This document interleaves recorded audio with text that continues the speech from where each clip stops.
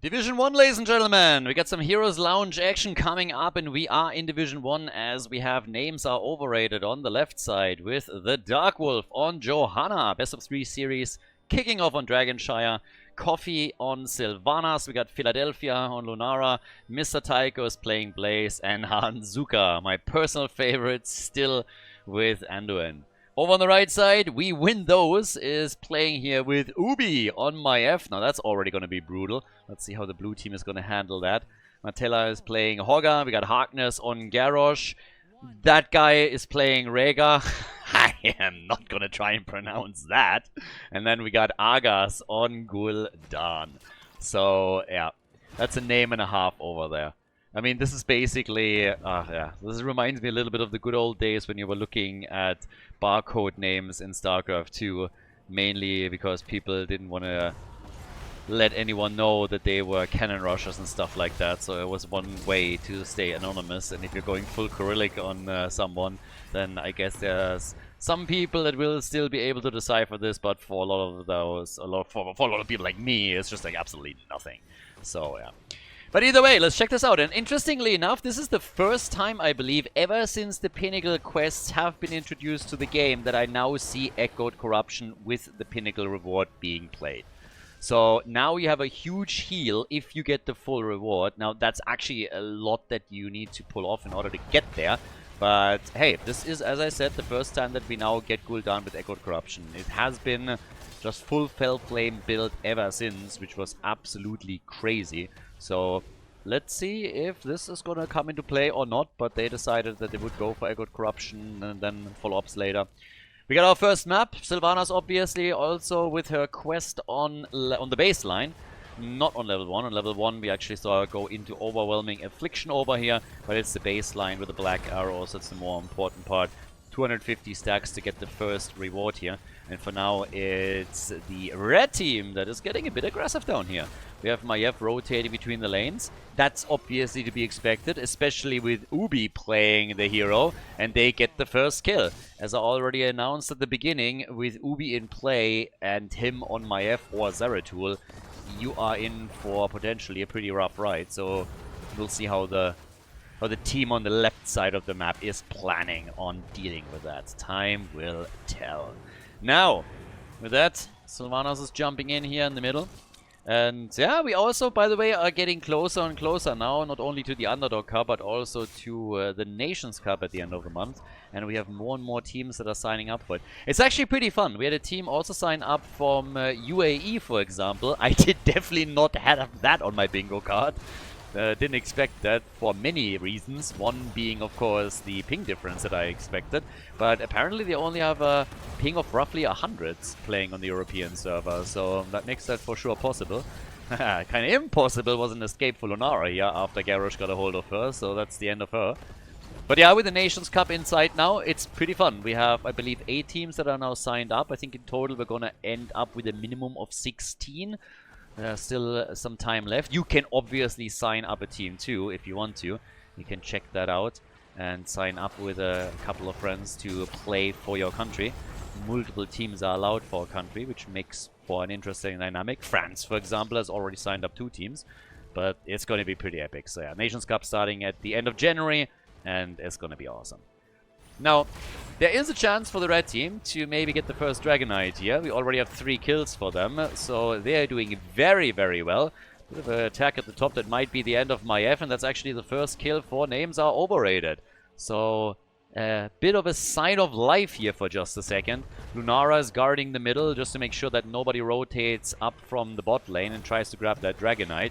Now in the meantime, we have down at the bottom of the map the next attack coming straight in for Hanzuka. And bye-bye Anduin.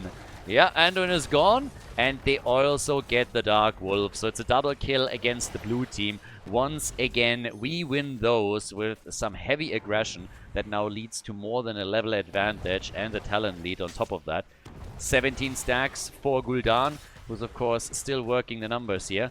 But they denied the Dragonite.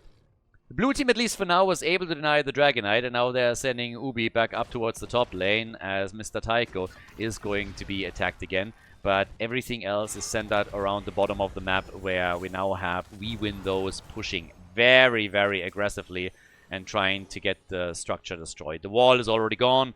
The fort has taken some damage. With the double shrine control, there was a chance in the middle for Maiev. Didn't quite go for it with Blaze and also Jojo around. They're still holding on to the bottom of the map here. Hogga has a lot of freedom now in the top lane because Blaze is sitting in the middle, interrupting Maiev as she's trying to channel. And they're retaking down at the bottom of the map, which allows Blaze to go back up top. But Hogga has already started to do damage here. He had a lot more time on lane now, and that allowed him to come in with the Inspire buff on the minion wave and take some of the structures apart. The 1 level advantage is still standing, which of course allows the red team to get closer to level 10. Once they have heroic abilities there, it's kind of to be expected that they will leverage that to get themselves a Dragon Knight. So that's at least what I personally would expect here. But hey, we'll see. A little bit of an attack at the top still happening with Hogga all alone right now and already rushing away. Ooh, but Sylvanas gets caught and killed. Alright, so they're able to get Sylvanas to get a disc out against Blaze, trying to drop him too. That shockwave went absolutely nowhere. Day drinking, that's what we're getting apparently from Hogga. They get the kill against Anduin in the middle of the map on the other hand.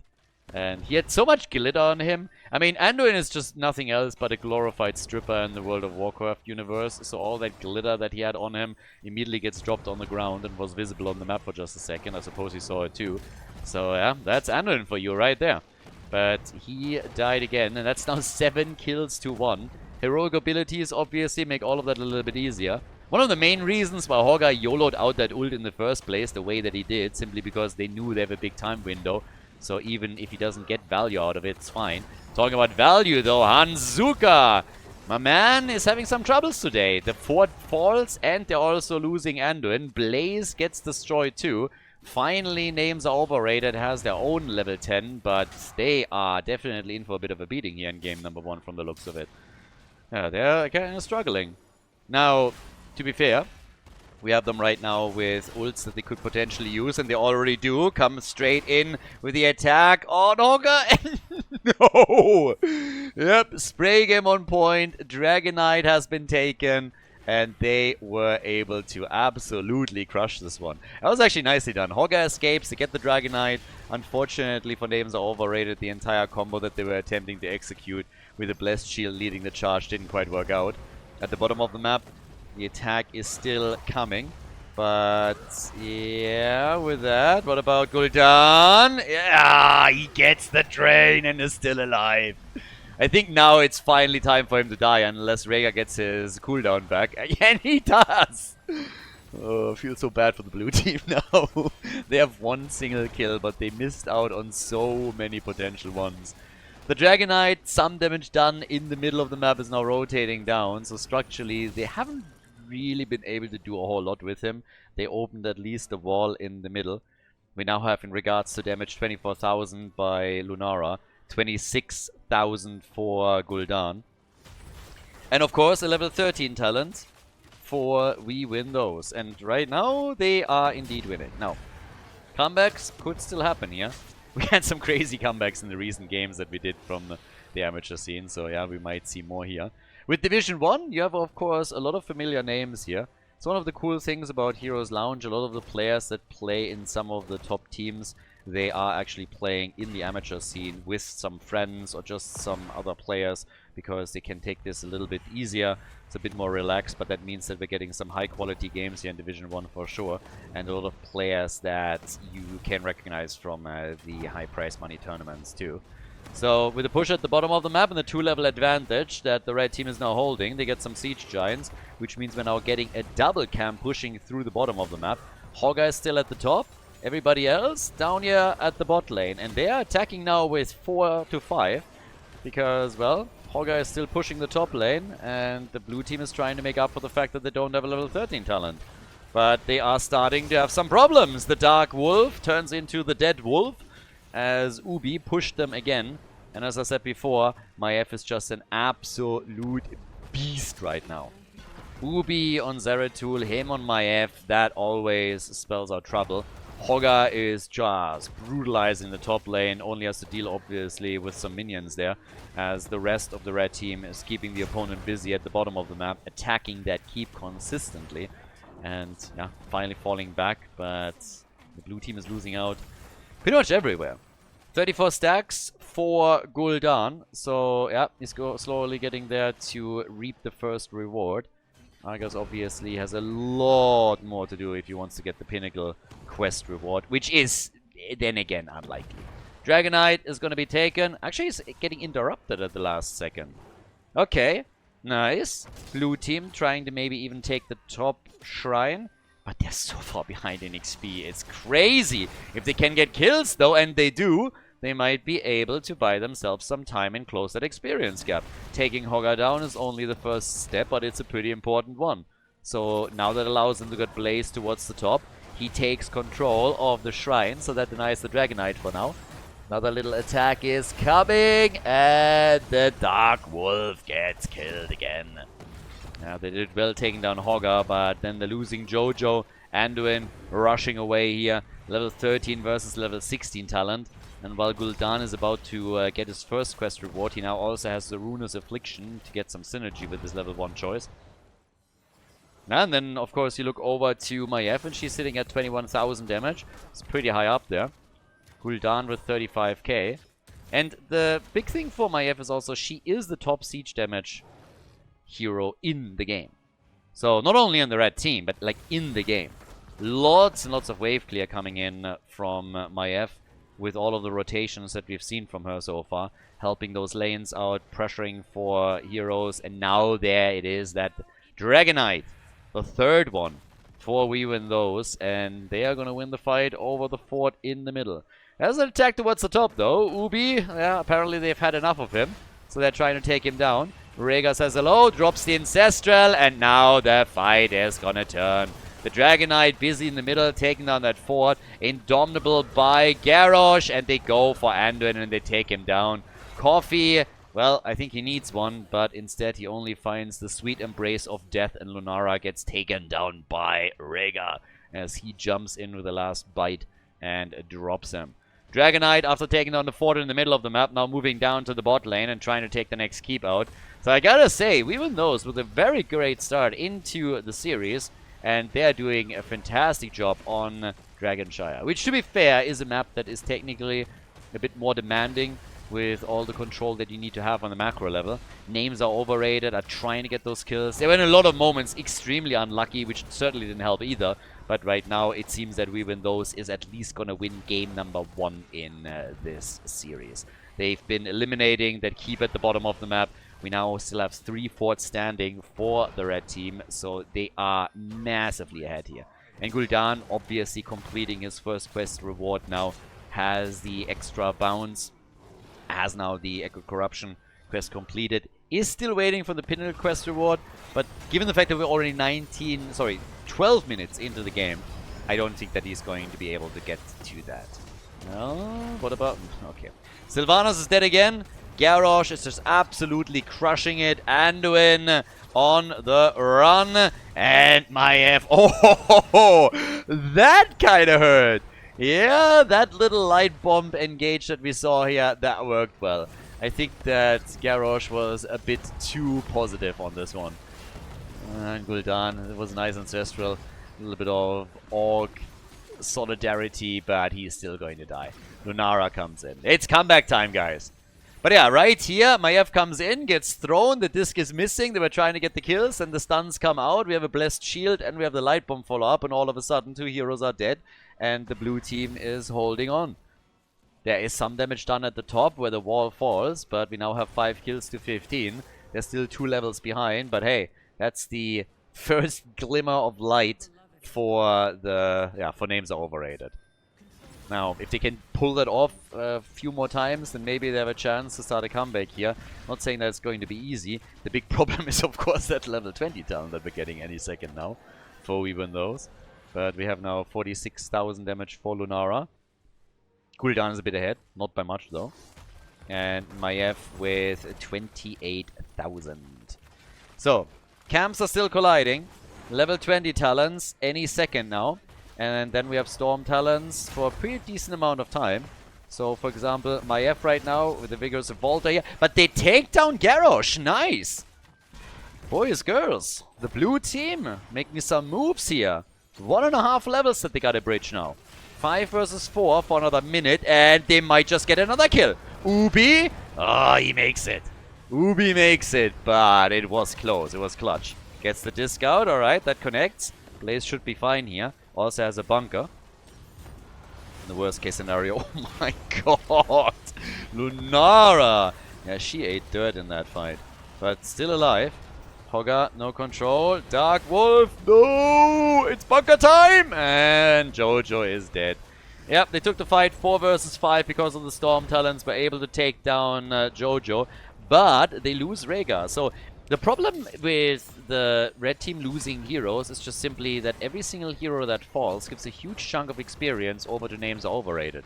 And they are trying to close that experience gap. So now Maiev is gone. Sylvanas dies too. I mean, they're turning the map into a graveyard. It is just a bloodbath. Lunara about to get attacked down at the bottom of the map. I think Philadelphia is going to be able to get away. But now with 8 kills to 18, I gotta say they are slowly getting somewhere. Half a level until 20. Problem is that they lost the top keep and the bottom keep, so now there's only one standing and they themselves haven't destroyed anything. There's also another Dragon Knight up for grabs and they want to get that soon. Interestingly enough, Gul'dan is also, I believe, now at 66 stacks, so he's 20 short of his Pinnacle Quest reward. And then he has an insane amount of sustain, of course, too. But they already got the Dragon Knight now. We got 65,000 damage for Gul'dan. Lunara is catching up. Very aggressively, though. She's at 63,000 damage herself, as we speak. And with Maiev still missing and Rhaegar on the way, I would assume that the red team is still playing that Dragon Knight very slow. But of course, Sylvanas will be back in a moment too. And now we have level 20 on both sides. That gives us, for example, the intensifying Toxin right here. We got a fortified bunker too, Sense of Anduin. So they at least have even talents. If that's gonna be enough to turn the game around, that's a very different question. Given the structural situation on the map, I highly doubt it.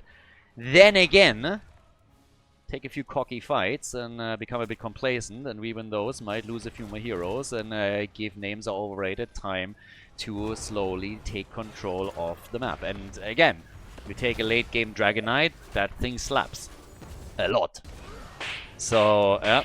In the middle, though, the last keep is about to go down, with Gul'dan dropping the damage, a few more cooldown rotations, and he's going to take this down by himself. Yeah, Dragon Knight is gone, Jet Propulsion already missing, Blessed Shield is still in play, and they know it, of course, so they want to be careful around it. But Gul'dan is working it. 69 stacks, 70 stacks right now. Yeah, still getting the work done. Disc on point. And they're playing this again. Fairly slow here. No Horrify. Not using that yet. Blue team, of course, looking for something that would give them control. They need team fights right now. Also, Sylvanas, I mean, we'll see. She's at 200 stacks. The biggest problem is really that they're so far behind in structures. If it was anything else, then maybe they can bring this back. But there are so many here that really, really need to step it up if they want to have a shot here.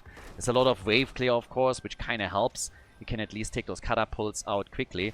But right now, another camp has been taken. Maybe the red team a little bit too far out here. They could try and catch one of them. They're already moving in. And here comes the attack on Garrosh. Can they get that kill? The Ancestral. No way. He's still alive. Garrosh, he makes it. How is that possible? How is he still alive? Ridiculous. The heals and everything. The blue team, they can do whatever they want. They are just not able to get those kills. And now the core is slowly falling as the catapults are wreaking havoc here. Already down to 84%. I think if Garrosh falls in that situation, at least the Forder 2 might have been eliminated. There's also now a Dragon Knight coming up, so the blue team really needs to make these fights. Then again, the one thing that I really want to see when they're trying to take those waves out is them dealing with the catapults. Because it's always nice and cute if you're taking the minions out, but at the end of the day, it's the catapults that do the damage. So this should be your first priority, get rid of them. That gives you a lot more room to breathe. If the catapults are still in play, then you're doing something wrong. 73 stacks for Gul'dan. Again, he might actually complete this baseline or this level 1 quest. It's kind of wild if you think about it. Double control again for the red team, and they're trying. There's the rotation towards the top, so they will get the channel there. If anybody sneaks into the middle lane for that keep, they're going to claim this. Yeah. Dragonite denied for now. Doesn't change the fact that they have to take a fight. I mean, it's what the blue team needs, a good fight where they can get kills. It was so damn close to get Garrosh earlier, but, well, didn't work that way. Sylvana's rushing away here. They're still busy in the middle. There's a bit of an attack going on there. Now Hogga is taking again. We're now 19.5 minutes into the game, so once the Dragonite is taken, it's going to be a very different story. There's a big wave coming through the bottom of the map. Even in the middle, there's a catapult pushing for the keep. Keep is going to fall here. Keep is going to fall in the mid lane to the catapult. And that's a disaster. Minion wave, I don't think it can stop it. Catapult is still there. Big fight in the middle. The keep is still standing, by the way. One shot was missing, or the catapult would have taken it out, but the minion wave destroyed it in time. The blue team is losing that fight, though, and that's a disaster. The bottom wave is reaching the core. Hogga with the big damage and the kill on Blaze. That's the end of Blaze. They lose Lunara. The core is losing hit points. There's 2 catapults at the bottom of the map that already dropped it below 60%. Now Jojo dies. Lunara is gone. The Dragonite is about to be taken. And this is going to be the conclusion of game number 1. Anduin is throwing some light balls around in an attempt to intimidate the catapult. That might have worked, but he's not going to intimidate the rest of the red team. We win those is certainly winning this one. 22 kills, 2-8 as the red team locks in the victory on Dragonshire, our first map in the best of 3 series here in Division 1 of HeroesLounge. GG. We're going to head straight into game number 2, but before we do, once again guys, if you enjoy the coverage on the channel here, if you enjoy the match, please like and subscribe. Subscribe to the channel, like the video. It also helps to boost the game to an even wider audience. And of course, it helps to get people back into Heroes of the Storm as the algorithm recommends the videos to people that were interested in Heroes of the Storm in the past. So again, before we continue, if you haven't done it yet, subscribe to the channel and like the video. Appreciate it. And with that, we're heading straight into the second map of the series. Well, on the second map, we're going to Infernal Shrines. Teams have switched sides, so don't be surprised that it is the team on the left that is leading. It is indeed We Win Those with Argus on Junkrat. We got Ubi on Genji, Matea on Blaze, Brightwing, and Harkness on Garrosh. On the right side, trying to start the comeback here, the Dark Wolf with Murden. We got Coffee on Sergeant Hammer, Hanzuka for the second time now on Anduin. We got Philadelphia on Falstad, and Mr. Tycho is playing Dehaka. So we're actually getting a double global now for the red team, trying to leverage the macro game a little bit more heavily. And of course, we also have the Pinnacle quest for Falstad, who in this case goes straight for the frequent flyer.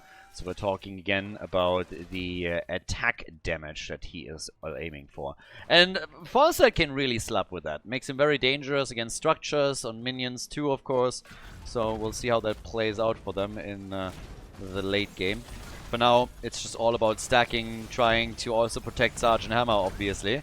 And that has been a very quick focus for the blue team as they were trying to isolate the Sergeant with Junkrat a bit, and it nearly worked out for them as well. Garrosh, by the way, again. Harkness on Garrosh in the last game was already a bit of a problem, and this might just be happening once more. The good news, of course, is that Ubi is this time not on Maiev. So that's, I suppose, is the good news. No Maiev, no Zeratul, but he is on Genji. And specifically Falstad is not gonna like that at all. That is not really a pairing that he's going to enjoy, I can tell you that much. But for now, we still have the attack at the bottom focusing on one of the camps, so this is the first one taken. Ubi in trouble, Brightwing comes in to help out, and Ubi gets away. Genji lives, he needed healing, and he got healing. So, yeah, good for him. But yeah, Coffee is starting to zip around here a little bit. And then the attack towards the middle once again, careful. Dark Wolf needs to be making sure that he doesn't overdo it, because there's a lot of attention on him all of a sudden. And if not for Anduin, he would have died. So Anduin starting to become a bit useful here in those fights. We got for Garrosh the body check on level 1. I checked and I approved. And then over on the bottom left, they're now going for the next camp here too. Talking about improving, I haven't really heard anything about people talking about New Year's resolutions. To be honest, I personally think they're a little bit silly. I usually don't go for New Year's resolutions. I have a couple of goals, at least on the sports side, that I usually aim for. But I am always very intrigued to hear the New Year's resolutions of other people, and if they stick to them. But this year, for some reason, nobody has said anything. So, I don't know. Anybody out there that came in? Anybody that wants to lose weight, quit smoking, or anything fancy? I mean, sometimes there's some like crazy fancy resolutions that some people come up with. So if you have a good one, then definitely share it. But yeah, with that said and done, I guess one of the resolutions would be to go for some big Heroes of the Storm tournaments again this year. And well, we're kicking 2026 off with a huge Nations Cup with $10,000 of prize money. So I suppose that already counts to an extent. Falstad with 17 stacks, still roaming, has gone for hammer gains on level 1. We are all about the gains here. Regenerative Biosteel for Sergeant Hammer, and for Brightwing we get the disgusting variations with the magic spit. It's like that. Bleh. Bleh. Imagine like you have a fruit fly just dancing around you the entire time, then all of a sudden the thing also starts spitting at you. Bleh. What is that, a llama? Like, no. Yeah, Brightwing has always been a disgusting creature, will always be a disgusting creature. That is just not going to change, and the talent choices and names are just confirming that every single time that we see it. So yeah, death to all fruit flies. Only a dead fruit fly is a good fruit fly. All the way up at the top, Mr. Taiko trying to deal with the camp. Both of the teams have already gone for the Shaman camp. The first altar is still up, and the blue team is the one that will likely get the Frozen Punisher. They've been doing the better job there. Haven't seen a single kill yet, by the way. We're nearly 4 minutes into the game, but nobody has fully committed to a huge fight yet and got that kill. But we can definitely say that it's going to be the blue team that gets the first objective. So we're talking Frozen Punisher through the middle. Question is just how much damage can they do. What the red team did is pressure through the bot lane, so they did actually structural damage and took the entire wall out. So basically, even those now has to guarantee that they're at least getting the same amount of structural damage here. Punishers, of course, cannot jump over walls any longer, so the jump straight in front of the wall. As Ubi is still poking with Genji. Was very aggressive against Sergeant Hammer, who's of course one of the main tools to set the defense up. With the mobility now after level 7. We got Skullcracker for Muradin, and just look at that attack! The jet propulsion hits, Dehaka survives, the fort is mega low, so really nice work by the blue team. Not able to destroy it outright, but yeah, very, very close here. Falstad on the other hand, with 46 stacks, so he's actually getting quite close to lock another 20 attack damage in for himself. Doesn't take him really too long, so yeah, good for the birdie, good for the team. Obviously also, the more attack damage you have, the easier it is for you to get to the next couple of thresholds. But right now they're trying to go for Blaze, maybe Brightwing. Brightwing becomes the target and goes down. More free stacks for the bird. Yeah, Falstad is going to be happy here. So Falstad will at least get himself another 20% attack damage, and then we'll see how much he can do towards the second reward. Down here on the other hand, the camp has already been taken. They might get more kills, and indeed they are able to lock those in fairly easily. A double kill, and that's another 10 points now for Falstad, who's sitting at 74, 75 all of a sudden. Ubi still wants a kill. Not so sure that he's able to get this one. Yeah, Skullcracker shuts down Genji for just a moment. And at the top lane, they are chasing Blaze again. Won't be able to get a kill here, but they are doing damage, and here comes level 10. So with level 10 in, we get the usual talents. BFG is there too. What about Sergeant Hammer? Yeah, well, that was a bit late, my friend. Hits Garrosh over here, so at least there's that. Was able to demount Garrosh, as the blue team is also getting level 10 abilities. So now we got Decimate in. With 4 kills to 0, names are overrated. They're making their way towards a potential game 3. Currently, they have the lead on this. And again, Falstad, he needs now 150 stacks for the 50 additional attack damage, which is a pretty big chunk. Still a long way to go, but after he already got himself the first reward, this is doable. Falstad himself now on 10,000 damage. Siege damage at 15,000. Sergeant Hammer dealing with the bottom of the map. The birdie coming to the top. Yeah, Stormbolt, Gas. Damn, they're getting everything out here.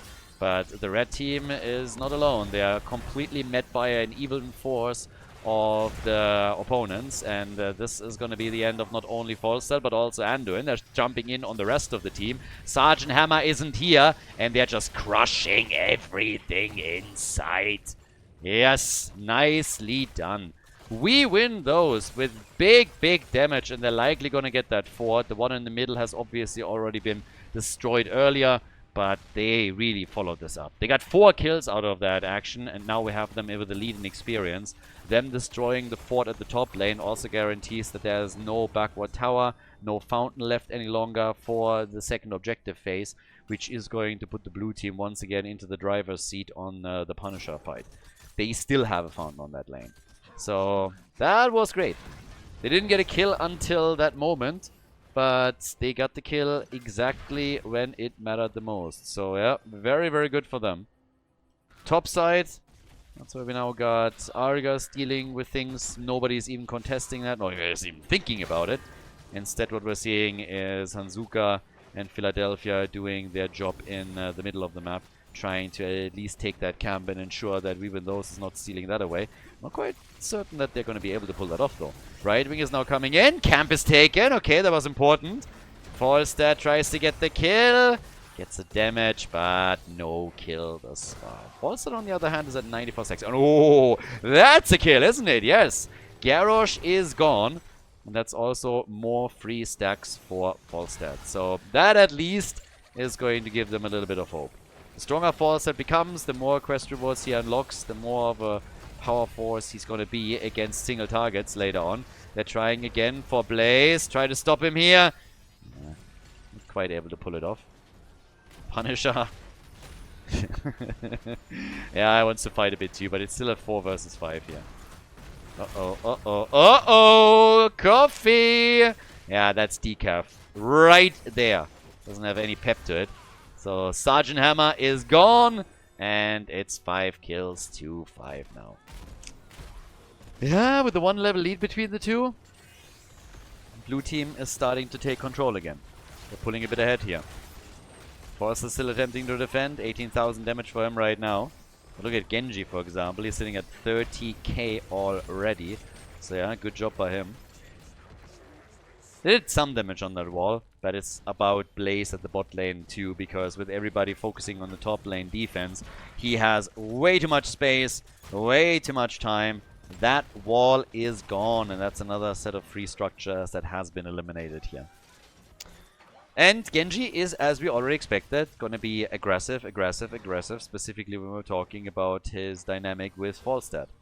So, yeah. It's, by the way, a bit of a crime if you're playing this particular Falstad skin and you don't make him dance. It has the best dance from all of the heroes. I mean, seriously. Just shake that dwarf off a little bit. And then it's like... I don't think I hit that properly, but yeah, you know what I'm talking about. So, give me the pirate, baby! Arrgh. So... 112 stacks, the Haka in the mid lane. They still have the globals. They can still leverage them as the game continues. Philadelphia is already preparing for a gust. Sitting at the side here, wants the angle. Doesn't get any of this yet. But what the blue team is going to get is a level 16 talent. Yep. Sweet 16, baby. Oh, yeah. So, final cut is in. And we got Criterize down in the middle. The red team now, of course, a little bit more cautious. Not necessarily that eager anymore to take the fight to the opponent's team. But, well, for Anduin, we will soon get that second pull. Also, Falstad is getting closer and closer to the next quest reward. But there's the flank, the attack, and the double kill. Yeah, that's the problem. They don't really want that fight, but we win those. They want to exploit the level 16, so they come in with a flank on Garrosh. And that allows them to get a few more kills, pull even further ahead.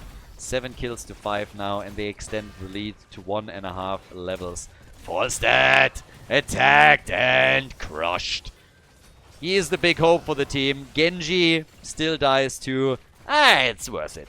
Still worth it. Stops Falsight from stacking. Slows him down a little bit. And creates more space for Blaze at the bottom of the map. He's very much so not interested in what's happening in the middle. Burn, burn, burn. Burns everything down, gets a bit of an oil spill going and sets it ablaze as well. Greta is not going to be amused here. How dare you! And, well, I guess he's going to take this one out with the rest of the team. So, fort is destroyed, 8 kills to 6. We're 12 minutes in, and there is momentum for we win those. There is momentum. Not quite sure what that's doing here, but okay. We upgraded the arrow cam. It's now a BFG cam that we have in the game. It's a little bit slower. 128 stacks for Falsight. Come on, Birdie. Another 22, and you're gonna get a lot more auto attack damage. Not like this! Don't fly in and commit honorable Sudoku. Like, there's no honorable Subaru here, my friend. So, yeah, instead they're attacking at the top. Genji still wants the kill. Doesn't get it. Hanzuka, though, slightly confused, runs into the blue team and dies. And so does Dehaka. So, yeah, not a good moment for the red team. They were just in a situation where they could have maybe tried to pull something off.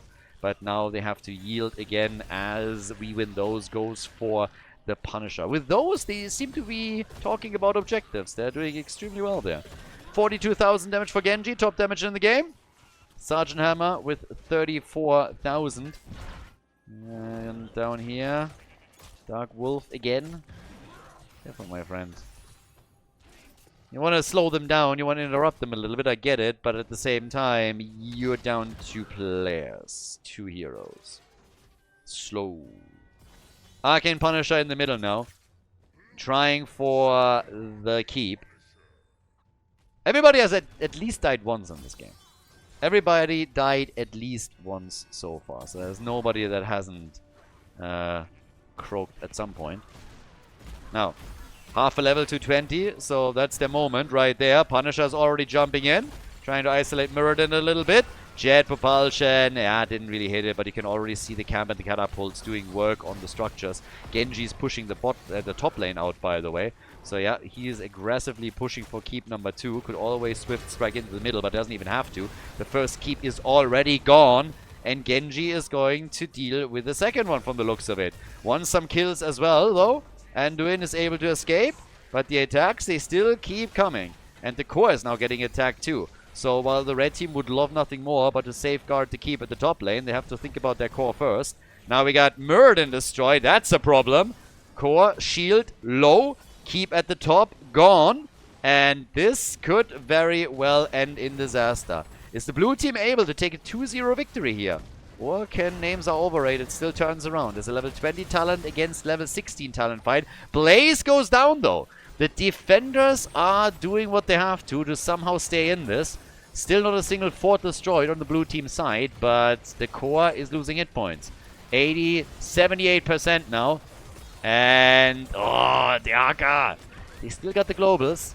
7-6 on the core. Nice. And we got Junkrat in some trouble. So is Genji. Is he able to get out here? And yes, he is. 75% right now on the core. And, well, I guess they won't be able to end it just yet.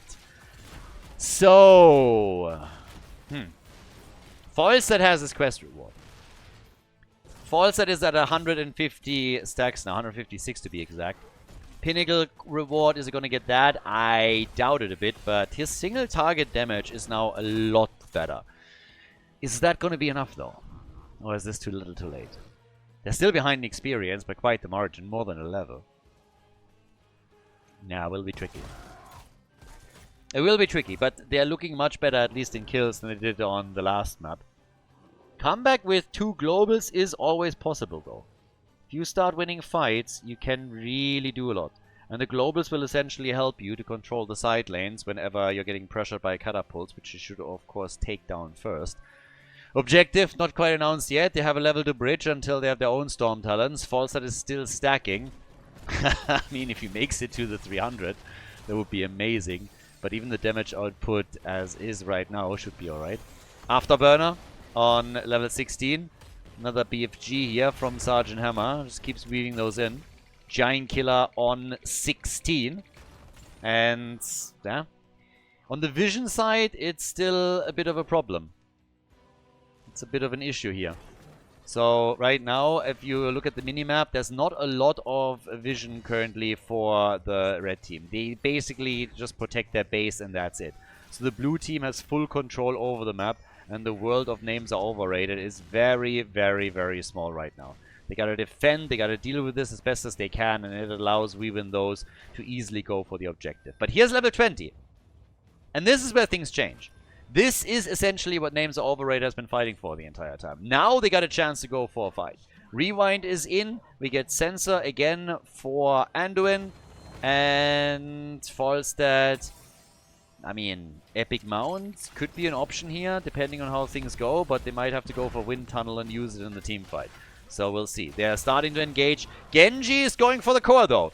They are trying to just simply go for the core and force somebody back. Keep in mind, there's 2 globals. So Falstad, for example, could fly back. Is Hearthing as we speak. In vision, though.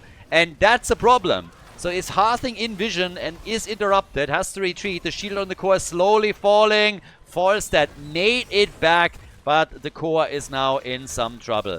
50%. Genji with the extra. Catapults in. Garrosh gone. There's the Gast. And can he get the kill? Genji! Oh, he makes it out. That would have been a kill with 1 more auto attack. Garrosh is gone. They might be able to get Blaze too. That would be the 2nd kill. Falstad is defending. With 2 heroes already dead. That's now 11 kills to 9. Argus chased. Genji is, as I said, already back. Falstad is defending. The core is down to 26%. And they are throwing everything against them. The Fruit Fly is gone. Bye-bye, Brightwing. And Falstad still pressuring. They need to take the Shamans out. 24%. Still losing hit points here. And Genji is now on the move. Catapults are ready. Genji wants to say hello and prevents the shield from forming. 13%. Ubi goes in and dies at 7% on the core. Junkrat on the move. Gets a few more attacks out. Argus and he gets the kill. That's game. A 2-0 victory for We Win Those with some pretty sick backdoor attempts towards the end of game number 2. GG and well played.